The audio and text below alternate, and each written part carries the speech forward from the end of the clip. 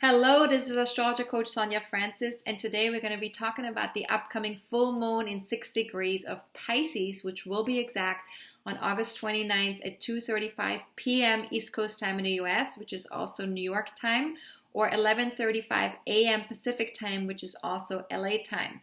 Now, the full moon is always a time where we're seeking for a balance between two opposite polarities. In this case, it is the Pisces energy and the Virgo energy. And this is a very relationship-oriented time where we're looking to see how we can connect these two energies more closely together. So for the next 2 weeks, the balance in question is between logic and intuition. So on the one hand, there's Virgo, which is more connected to the logical part of ourselves. It is very detail-oriented. It's very analytical. We seek to understand things. We want to make improvements on a practical level, and we want to be of service. The intuitive part is connected to the Pisces energy, which is connected to our heart center. And it's very much about having an open heart, allowing for all things to occur and coexist. We realize that there's no separation on an energetic level, that everything is interconnected. And so in short, the balance is really between left and right brain, between the creative and the logical brain. So the mind really acts like a filtering mechanism that helps us to focus and function more efficiently and effectively. But it can also limit us because it's also the part of us that's sort of like an autopilot. And, in order for us to be more effective and efficient in our day-to-day routines, very often we will do things the same way over and over again because it helps us to do things quicker, or to not have to think about every little step that we're taking. It would take too long. And so sometimes that can also be very limiting, because with this autopilot that we're on sometimes, that can also create sort of like a narrow view of life and of our understanding of the world. So it's also very much connected to our conditioning that we enjoy during childhood or as we grow up. Now, things you can ask yourself with this full moon is, what am I seeking to change or improve with my mind's help at this time? And what do I accept or receive through the openness of my heart? So also what's very important here is the connection between the heart and the mind, and finding that balance, of course. So another question you can ask yourself: what might come through if my heart and my mind were working together, if they were collaborating rather than separating from each other, one supporting the other, and this is quite important. This full moon is really a very quite powerful full moon. Firstly, because it's a super moon, and it's the first one that will happen within the next several months. There will be 3 super moons in a row. And secondly, we're entering eclipse season very soon. And the solar eclipse that happens in Virgo will be on September 13th. And Mercury already moved over that eclipse degree on August 20th. So some of us have already been sensing what is coming with this eclipse since August 20th. And so both of these things, the supermoon and the eclipse, are creating physical and emotional intensities for us, on a physical and emotional level. And so these events, though, what we have to remember, that even though we're experiencing this very intensely on a physical and emotional level, these experiences are helping us ultimately to shift our consciousness. This is really for us to get closer to our soul's path. And so it is very important for us at this time, particularly for the next 2 to 4 weeks, to really stay open and allow these shifts to take place. And really, there's a sense of needing to receive whatever is coming in so that we can upgrade, so that we can move up on a vibrational level. And this may feel a little bit uncomfortable, of course, because whenever we're moving up in consciousness, we're moving to something new and something that we don't know yet. So there can be some discomfort there. But it's very important to remain open. Now, at the time of the full moon, the sun aligns with Jupiter in Virgo, and this is really asking us to take a closer look at our belief systems and ideologies. And so we're more aware of what we're doing in our daily lives and on our day-to-day work with our health, and what needs improvement there, what needs to change there, where do we need to take some actions. And we're probably going to feel a little bit more optimistic and more courageous around these things. And so this facilitates sort of like an opening towards a larger view or a bigger picture. So this is going to be very helpful. Now the moon aligns with Neptune in Pisces. So this really reminds us of the interconnectedness of all there is, our body, our mind, our heart, our soul, that everything is interconnected, and not just within ourselves, but also with us and others. So we're more aware of our connection to all the energies around us. And this happens through our emotional connection to all living things, which happens, the emotional connections that we experience. Sometimes we can tap into another person's feelings. We can tap into what another person is experiencing. And that will be very strong within the next 2 weeks with that Moon-Neptune connection. So this makes it really crucial, of course, to surround ourselves with very caring and loving energies.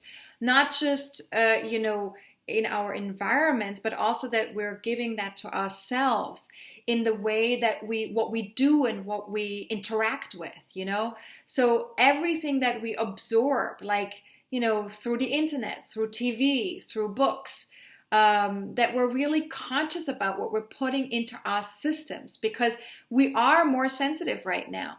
And so these things will have greater effects on our emotional bodies and our physical bodies. So it's very important to really make sure that we're treating ourselves kindly and really absorbing things that are in alignment with these sensitivities that we're having right now. So what can really be of great help to that in the next 2 weeks is our spiritual practices, such as meditation, breathing exercises, mindfulness exercise, things like that. What's also of really great support would be any kind of connecting to spiritual or energetic healing modalities, such as Reiki, crystal work, acupuncture, shiatsu. There's so many things out there that we can do that really help us connect more on an energetic level to our bodies and on a spiritual level.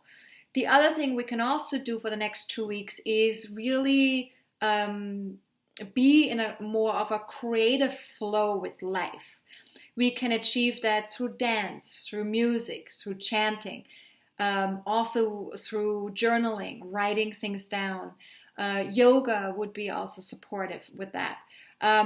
We really want to connect to the energetic of all there is, so that we can really have sort of like feel that connectedness, feel that flow, but feel it really in a positive way, rather than on a lower vibration, to feel it on a higher vibration. So the emotions that we can tap into on a higher vibrations are such like love or gratitude or compassion. These emotions will guide us towards a higher vibration with this energy.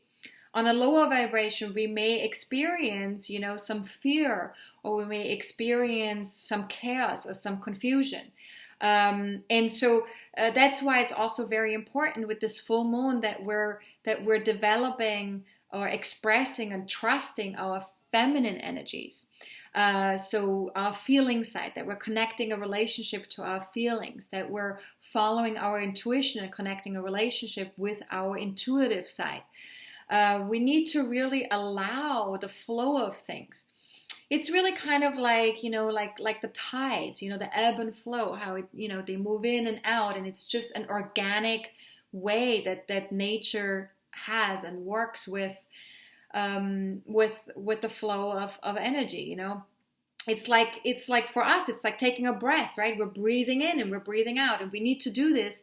Every intake needs to have every in-breath needs to have an out-breath, because otherwise we die. We can't get oxygen into our body, into every cell of our body, and we need that. We need that to feel relaxed. We need that to feel alive. We need that to feel healthy. And so it's really about needing to allow for our feelings and thoughts and sensations on a physical level to move in and out organically, to allow for that flow. And when energy is moving out, for example, not to resist that to know that it's time for us to rest and retreat, just like that when the tide of the water moves out and moves into the ocean and retreats. And then we're getting an opportunity to have energy come back out again, when we're ready. Just like the tide as well. The water moves back into the shore. And so trusting that organic flow is very important right now. Really knowing that when there is an ebb, there will be a flow again. Whether that's internally in our systems or whether that's something that goes on in the outside world, with everything that's occurring that we're observing, there is always going to be an ebb and a flow. And the balance between the head and the heart is much easier to achieve when we're connected to those feminine energies and when we're connected to trusting these feminine energies. So another part of this full moon is also Venus is in alignment with Mars in Leo. And this is really a time where we want to be self-expressed, we want romance, we want adventure. But Venus is retrograde at this time, and it's also stationing, which means that the energy of Venus is very exalted. So what we need to remember here is that it's very important to tap into these things from the inside out.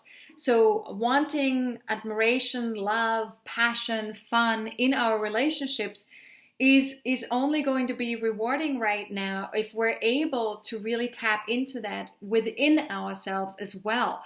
If we're not just asking for it from the outside world, if we're not just asking for that from our partners or friends or from situations in the outside world, but when we're able to really connect to that internally.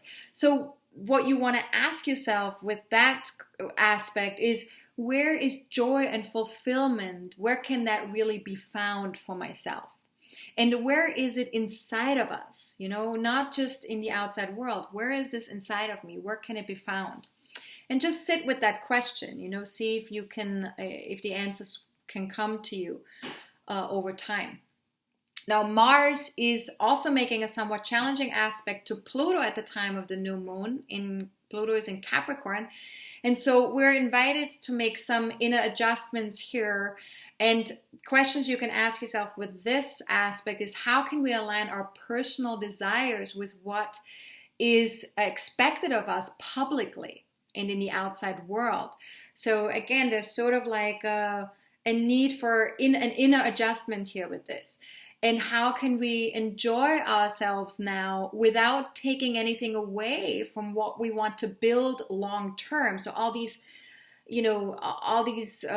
obligations that we feel, or these focuses, obsessions that we have with wanting to build something long term, yes, we can still do that, but how can we also enjoy ourselves right here, right now, and really tap into that enjoyment? So again, that needs an inner adjustment as well. And the last question you can ask yourself here too is, like, what assumptions are holding you back in regards to these two energies? What are you assuming around enjoyment, or what are you assuming around your long-term goals? Just kind of like sit with that question as well and see what comes up for you. So just to sum it all up with this full moon, it's definitely about tapping into our hearts first, so that our mind can be more of service to something much vaster and much more beautiful than what we're taught is possible. Very often we have limitations and caps on what is possible, and the heart really helps us to expand that, and the heart really helps us to tap into more of that vastness. So that's why tapping into the heart first is really important with this full moon. And again, there's two more questions that you can ask yourself in connection to that, which is, what if the greatest lesson of the heart was a sense of inner limitlessness, just like that of the ocean, you know, that vast body of water that goes on forever? And what if we could sense that internally? You know, what if we could tap into that vastness internally and make, you know, that limitlessness that can really make space for all there is. Or, you know, a sense of internal liberation, you know, like a breeze of wind on a summer's day, you know, like feeling free like the wind. You know, play with that inner sensing of limitlessness and liberation. You know, how can you tap into that internally? And that is really part of our essence, you know, part of what is really who we are, you know, what's really there. So maybe playing with that a little bit for the next 2 weeks, that could be really fulfilling as well. And the last thing I just want to say is that, you know, I do feel, and I think I say that a lot in my videos as well, is that things are shifting and changing to a higher vibrational consciousness. And right now we're feeling this very strongly with the supermoons, with the eclipses coming up. And also with that Pisces energy being so strong. And so we're really shifting into a high vibrational consciousness on a collective level. This is something that's really happening to all of us. And as we're shifting into that, there is a lot that we need to let go of in order to get to that higher vibration. We need to let go of old behaviors, thinking patterns.